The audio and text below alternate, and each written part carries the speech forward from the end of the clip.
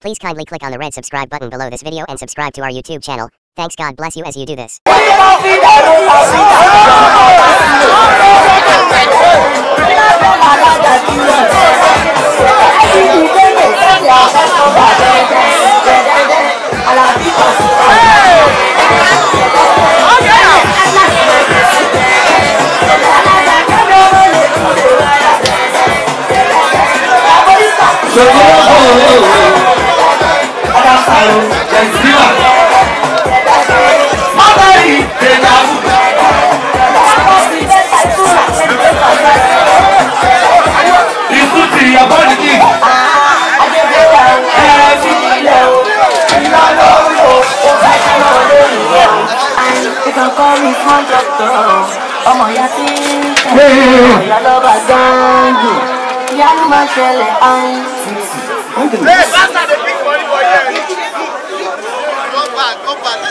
Thank you so much for watching our videos, and importantly you need to subscribe because we drop videos almost every day. You have to subscribe. There's a circle here written Gua TV. Click on it, you see a subscribe button. Click on the subscribe button. That's all. And if you have a big show coming up, any event, you can call us.